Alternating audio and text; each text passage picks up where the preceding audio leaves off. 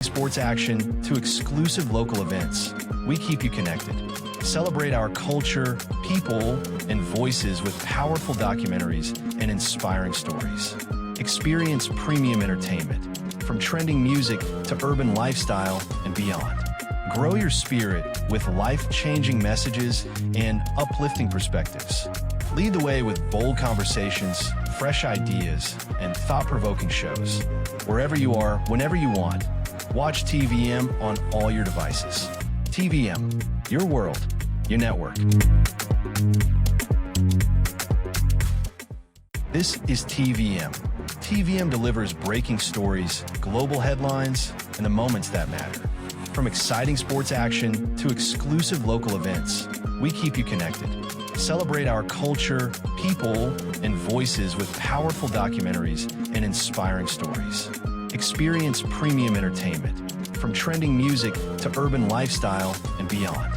Grow your spirit with life-changing messages and uplifting perspectives.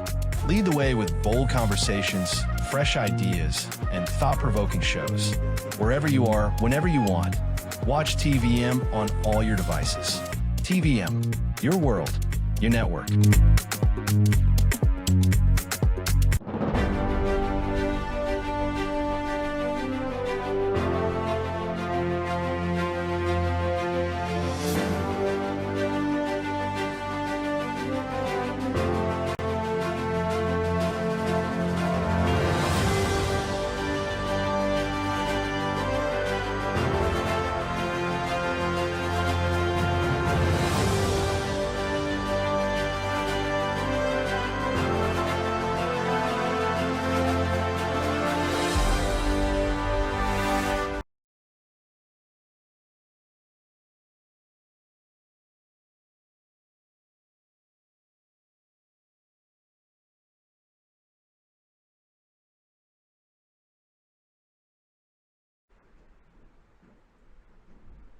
Hello and welcome to TVM's Metro Update. And we're broadcasting live from our studios in the metropolitan town of Warri in Delta State. I am Lawrence J.R. Agwale. And we'll begin from the significant step taken by Nigeria towards achieving its net zero carbon emissions target by 2016 with the launch of a national clean hydrogen roadmap. The Energy Commission of Nigeria, ECN, formally unveiled the roadmap in Abuja during the inaugural meeting of the Project Steering Committee. The Director General of the Energy Commission, Dr. Mustafa Abdullahi, said the deployment of clean hydrogen will play a critical role in reducing carbon emissions while transforming the country's energy landscape. Now, according to him, green hydrogen offers a sustainable alternative to fossil fuels and has the potential to decarbonize high-emission sectors such as manufacturing, steel production, and chemical industries. He added that the initiative would also create skilled jobs, diversify Nigeria's energy mix, and support long-term industrial growth. Representatives of the United Nations Industrial Development Organization, UNIDO, emphasized that sustainable industrialization cannot be achieved without reliable and sustainable energy solutions. UNIDO country representative Philbert Johnson noted that improving energy efficiency remains essential to Nigeria's industrial advancement and economic development. Also speaking, UNIDO project manager Luis Hernandez highlighted the economic benefits of the initiative, saying increased local hydrogen production could reduce Nigeria's dependence on imported fertilizers by supporting domestic manufacturing. Stakeholders say the Clean Hydrogen Roadmap provides a framework for accelerating the country's transition to cleaner energy while strengthening industrial competitiveness and energy security. The deployment of clean hydrogen directly drives Nigerians' ambition target of achieving net zero carbon emissions by the year 2060. Beyond environmental remediation, green hydrogen serves as a revolutionary economic catalyst. It is unique, positioned to decarbonize and transition our hard-to-abate, heavily emitting industrial sectors, most notably manufacturing industry, steel manufacturing, and the chemical production industries.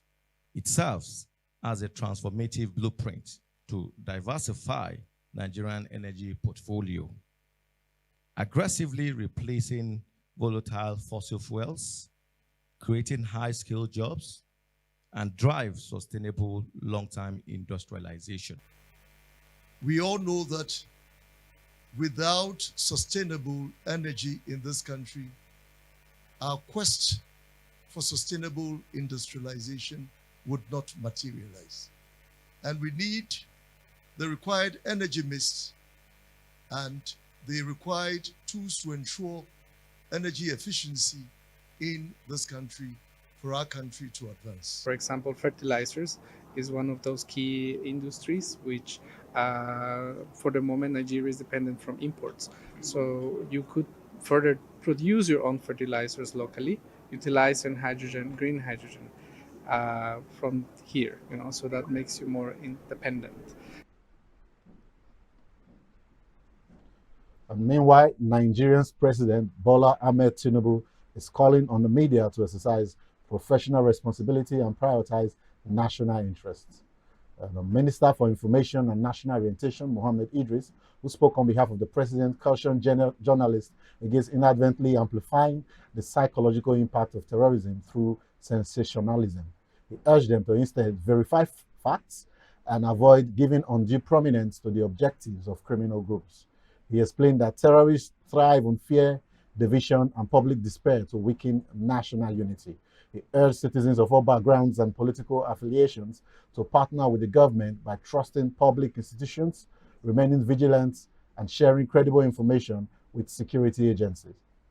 The minister stressed that the fight against insecurity requires a whole of society approach. And Mr. Zachary Miyawa, Director of Legal Services at the Office of the National Security Advisor, firmly rejected claims that the Nigeria Armed Forces lack the capacity to end terrorism. He assured that the nation's military, police, and interior services are thoroughly equipped, and capable, and working around the clock to protect citizens. He emphasized that security operations must be understood in context rather than judged by political demands or public outcry. I quote, "The primary objective of security agencies is to save lives and ensure personal return home safely, which requires adhering strictly to professional training rather than rushing to impress the public." This is according to Miyawa. He also explained that effective security works relies on rigorous threats assessment and precise intelligence to determine the right time to move. He noted that the public rarely sees the intricate day and night planning involved, as most security problems are successfully resolved behind the scenes without public details. And ultimately, he clarified that the ongoing challenge is not a lack of capacity, but a deliberate reliance on careful methodology and strategy. And down to Delta State, the wife of the chairman of Udu local government area, Deaconess Mrs. Abies Oyibode, has been honored with a chieftaincy title by the OVA of Udu Kingdom, His Royal Majesty Engineer Michael Ogenevo Rubo. The traditional honor was conferred alongside those of other distinguished sons and daughters of the kingdom in recognition of their contributions to community development. At a reception held in her honor, family, friends, and well-wishers gathered to celebrate the recognition. Christopher Olamilekon has more.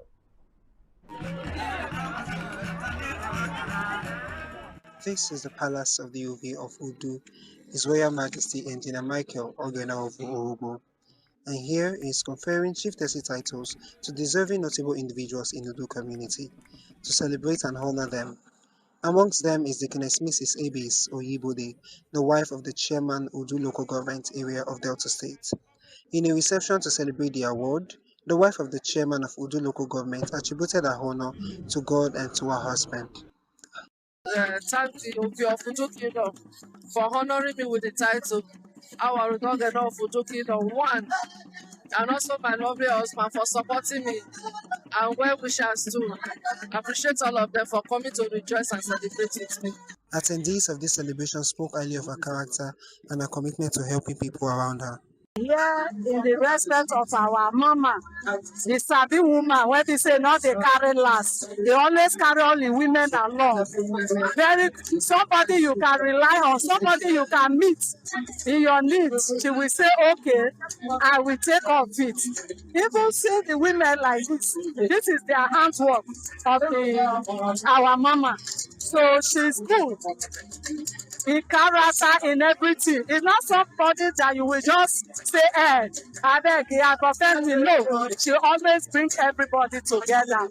Peaceful woman. Love. I'm happy, very happy for her. She has been doing, we expect her to do more than what she has been doing before. And she's our patron. She has been doing for us. She's a virtuous woman who, in spite of all her husband's engagement politically, she also flew politically to see that we, the followers, we are all being positioned in a way and manner that she welcomed all of us in her home. Can see the atmosphere here. The women full of the community, they are here. Other chiefs are here. Political leaders are here. Those are kind of every person around Udu and outside Udu Kingdom, they are here because of her role she is playing to us when we come around our leader, the husband, High Chief Vincent Oyibo, the GPSIA, Executive Chairman of the Local Government Council. Olamileko, reporting for TVM. And to security matters, the federal government has strongly condemned the recent abduction of school children and teachers, describing it as a direct attack on the nation's future, education, and shared values. Speaking on behalf of President Bola Tinubu, Minister of Information and National Orientation, Mohammed Idris, assured citizens that the safe return of every captive is a top national priority. He said the president has deployed specialized rescue teams and has authorized the recruitment of 1,000 forest guards to secure vulnerable communities. And the minister emphasized that the federal and state governments are working together around the clock, maintaining close coordination and sharing vital intelligence to rescue the victims. Adding that there is unified efforts where federal security agencies are collaborating with state and local authorities to confront challenges posed by terrorism, especially in rural areas. And the Akwa Ibom State Police Command has successfully foiled a coordinated child trafficking plot leading to the arrest of 2 key suspects and the rescue of vulnerable children. Confirming the operation, the command's public relations officer stated that tactical operatives intercepted the syndicate following a tip-off regarding the illicit movement of minors across state lines. And the suspects are currently in custody, undergoing intense interrogation as law enforcement closes in on other fleeing members of the trafficking ring. A preliminary investigation revealed that the suspects specialize in luring children from unsuspecting rural communities with false promises of better education or domestic employment in major cities. And the Transmission Company of Nigeria, TUC, has announced a scheduled maintenance exercise at its Delta 132-33 kV transmission substation, leading to daily power disruptions across major towns in Delta states. The maintenance work, which commenced on the 4th of June, is slated to run daily from 10 a.m. to 5 p.m.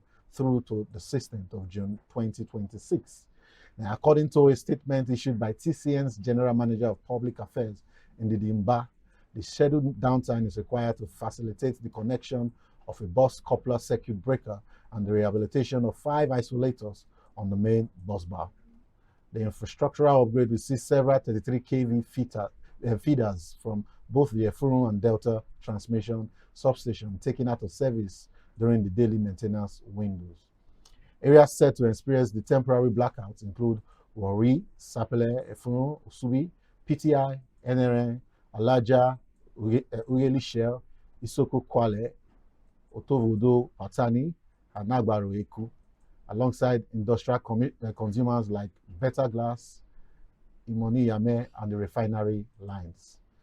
TCN has assured residents and businesses that power supply will be restored at 5 p.m. at the end of each day's technical activities, allowing the Benin Electricity Distribution Company, BEDC, to resume local distribution.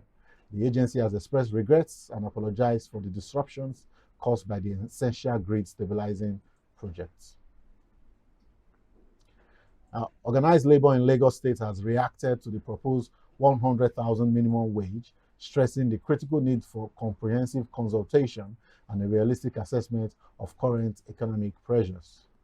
And union leaders have stated that while any upward review of worker compensation is a step in the right direction, implementing a sustainable wage structure requires extensive engagement with all critical stakeholders. And labor representatives emphasize that skyrocketing inflation, high transport costs, and the skyrocketing cost of living must remain central to ongoing wage negotiations to ensure workers receive a true living wage. And the Lagos State chapters of the major labor unions have urged both the state government and private sector employers to avoid unilateral decision-making when finalizing the new wage structure. Union delegates have reaffirmed their readiness to sit at the negotiating table, warning that any wage policy implemented without proper structured dialogue could undermine industrial harmony and fail to provide genuine relief to the workforce. And to political matters, the Nigerian Democratic Congress, NDC, has defended the conduct of its recent primary elections, insisting that no candidate was imposed by the party's national leadership.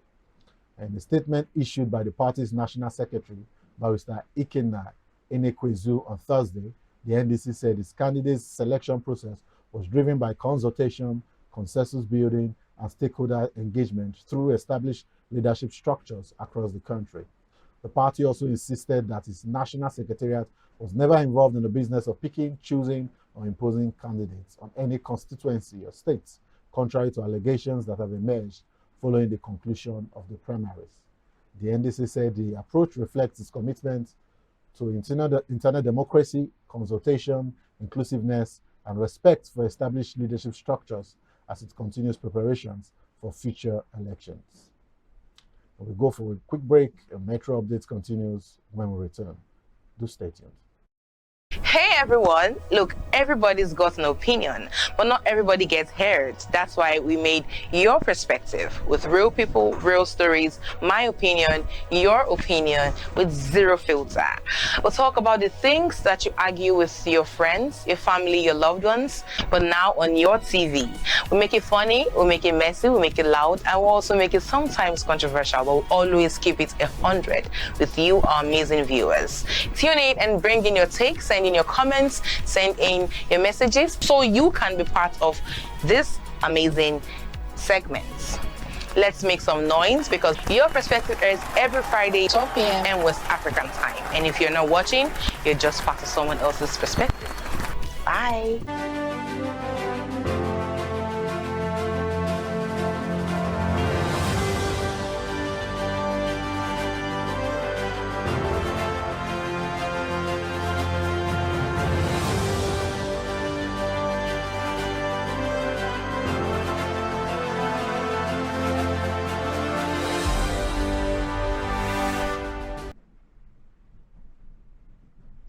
And welcome back to some business story. The Dangote Petroleum Refinery and Petrochemicals Facility has increased its crude oil processing capacity to 700,000 barrels per day in a verified performance test conducted by the independent process licensors. The facility successfully exceeded its original nameplate capacity of 650,000 barrels per day. Dangote Group officials stated that this breakthrough validates the refinery's advanced engineering design and operational efficiency, further cementing its global position as the world's largest single-train petroleum refinery. Deva Kumar Edwin, the president of Oil and Gas at Dangote Industries Limited, revealed that this ramp-up is a part of a strategic 30-month expansion plan to more than double the facility's capacity to 1.4 million barrels per day. The refinery, which commenced operations in 2024 under industrialist Aliko Dangote, has steadily expanded its global footprint. It currently serves local markets and exports refined products, including petrol, diesel, and aviation fuel, to several African nations, European destinations, the United States, and Saudi Arabia. The facility has almost emerged as a critical stabilizing force for continental energy security amid ongoing Middle East supply disruption, notably ranking as the world's largest exporter of jet fuel for the month of April. And oil prices edged lower after Oman said operations at Mina Al Fahar port were proceeding normally following a Reuters report that oil loadings have been suspended after an explosion. Brent crude futures fell by 50 cents, that's 0.53%, to 94.53 a barrel, or 94.53 US dollars a barrel, after settling down 2.84% in the previous session. US West Texas Intermediate crude was at 92.61 US dollars a barrel, down 43 cents, that is 0.46%, following a 3.1 loss on Thursday. Both contracts still looked set to post their first weekly gains in 3 weeks. The Brent up 2.7% and WTI around 6%. Shares slid on Friday as investors turned defensive ahead of the weekend, wary of the flare-up in the Middle East hostilities with UN-Iran peace talks in limbo. The Iran-backed Hezbollah militia rejected a new ceasefire in Lebanon on Thursday, and Israel said it would not withdraw troops from the country, undermining US President Donald Trump's effort to halt fighting there and reach a peace deal with. Meanwhile, an AI-driven sell-off after chip maker Broadcom reported underwhelming results on Wednesday continued into a second day as investors took profits following a blistering recent rally. And the pan-European stocks 600 index slipped 0.2%, led by declines in tech stocks, which have risen 33% in the past 2 months, the most among sectors in the broader index. And South Africa is witnessing a fresh wave of xenophobic violence, forcing hundreds of migrants from neighboring countries to flee their homes and seek refuge in temporary shelters across parts of the Western Cape province. And many of those affected, mainly from Mozambique and Malawi, says they were threatened by anti-immigrant groups demanding that foreigners leave their communities. In the town of Kleinmond, some migrants reportedly spent days hiding in nearby mountains before being moved to a local town hall for safety. The violence comes amid growing anti-immigrant protests in several coastal towns, with Mozambique confirming that 5 of its citizens were killed in separate xenophobic attacks in Mossel Bay over the weekend. South Africa has long grappled with the recurring xenophobic tensions, with immigrants often blamed for unemployment, crime, and other economic challenges. And some sad news, Afrohouse singer Niniola Akpata broke down in tears as she paid a deeply emotional tribute to her late husband, Michael Indika, during his funeral service of songs on Thursday. Indika, the chief executive officer of the multimedia platform Naija Review, who passed away on the 19th of May 2026 at the age of 44. Speaking before family, friends, and industry colleagues, the Grammy-nominated artist painted a picture of a beautiful 13-year marriage that she had long shielded from the public eye, describing her late husband as a backbone, best friend, and life partner. Let's hear from her. And then I met him. I fell in love with him. And when we did stuff, before I even dropped this, first single,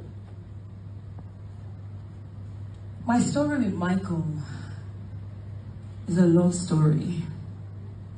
Michael did everything for me. Everything was for me. He was breathing for me. He loved me. I loved him so much. And I learned so much from Michael. He showed me the ropes. I got to meet his friends because naturally I'm a loner. I love being alone. But when Michael met me raw and he said, I'll make you a superstar. And he did. I was just the face and the voice, but Michael was the engine. Even when I decided to, give music a break, he didn't let it. The first person. And to some sports stories. Iran will head off to their World Cup base this weekend with a spring in the step after beating Mali 2-0 in a friendly in Turkey on Thursday. even if some uncertainty still clouds their participation in the tournament. Goals from midfielder Saeed Edzatolahi and right back Ramin Razain.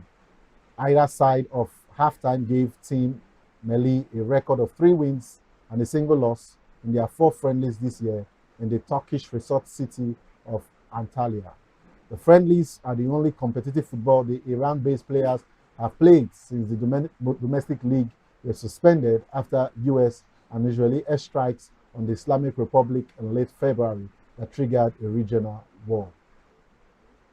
And to the Premier League, Arsenal's Declan Rice, Gabriel and David Raya have been nominated for the Professional Footballers Association Men's Player of the Year award alongside Manchester United's Bruno Fernandes and Manchester City duo Erling Haaland and Ryan Cherki. Earlier this month, Fernandes, 31, won the Football Writers Association Men Footballer of the Year award. The award is often an indicator of who is the front runner to be named PFA Player of the Year. And the Portuguese midfielder registered a record 21 Premier League assists to help United finish third. And midfielder Rice, defender Gabriel, and goalkeeper Raya were all key players for Arsenal, who won the Premier League for the first time in 22 years. Striker Haaland bagged 27 goals to win the league's Golden Boot, while Cherki enjoyed his successful first season in the Premier League. The winners will be honored on Tuesday, the 25th of August at the 53rd Annual PFA Awards ceremony in Manchester. And that wraps up today's Metro update. And you can watch us on the go via the TVM's app, accessible on Android Play Store. You can also watch and follow us on our social media and digital platforms that are showing on your screen. I am Lawrence J. Aguele. Thanks for watching and enjoy the rest of your day. Stay tuned.